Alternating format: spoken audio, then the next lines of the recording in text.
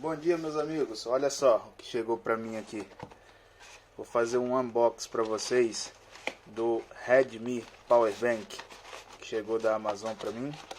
Ali vem num pacotinho até. A Amazon ela é caprichosa com esses pacotes, tá vendo? Que resiste bastante a impacto. Inclusive tem os símbolos, mas isso não vem ao caso agora. Vamos lá, ó. Ele vem numa caixinha assim, ó. Ele é de 20.000 amperes, tá vendo? É o Redmi Power Bank, que tem algumas especificações na caixa, né? Tô fazendo esse unboxing em português porque talvez não encontre por aí na internet o vídeo, ou não sei. É só pra questão mesmo de conhecimento geral, tá vendo? Ó? Pacote, o selo que diz que é um produto original da Xiaomi. Vamos lá. Abrindo o pacote, mais um pacote bem feitinho. Aqui tá o manual de instruções do Power Bank. Mas vamos ao que interessa, né? Vou botar pra cá. Vem em um plástico, tá vendo? Muito bem embalado. Aqui do lado na caixinha tem o que a gente espera sempre de um produto desse, que é o cabo. Tá vendo? Cabo para carregar ele no carregador comum mesmo de celular ou qualquer entrada USB. É muito simples, tá vendo?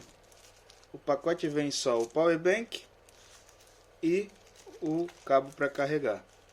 Vamos ver aqui onde é que abre. Ó, bem bonitinho o formato dele, o design. Só um minuto que eu vou abrir aqui. Tá aí. Vem com selo de lacre aqui, ó. Basta você remover. São duas entradas USB. Uma entrada tipo C para carregamento e uma entrada mini USB, né? Bem simples, bem fácil. Botão de liga e desliga aqui do lado. Muito simples de se ver. Vamos ligar ele já de cara para a gente ver como é que tá a carga dele. Ó, ele não tá carregado, tá vendo? Porque acendeu só duas lâmpadas, duas luzezinhas, então isso quer dizer que ele precisa ser carregado. Mas tá aí, ó, o unboxing do Redmi Power Bank. Eu comprei esse daqui para experimentar, porque eu gosto muito da Xiaomi, das coisas da Xiaomi. Porém, existem vários aí no mercado. Só que é claro, não são todos que tem 20.000 amperes reais, entendeu? Então, miliamperes, né? Não é amperes, é miliamperes reais. Então fica aí a dica para quem quer um power bank barato e bom, de uma marca que nunca deixa a desejar, porque é muito boa. Tá aí, o Redmi Power Bank.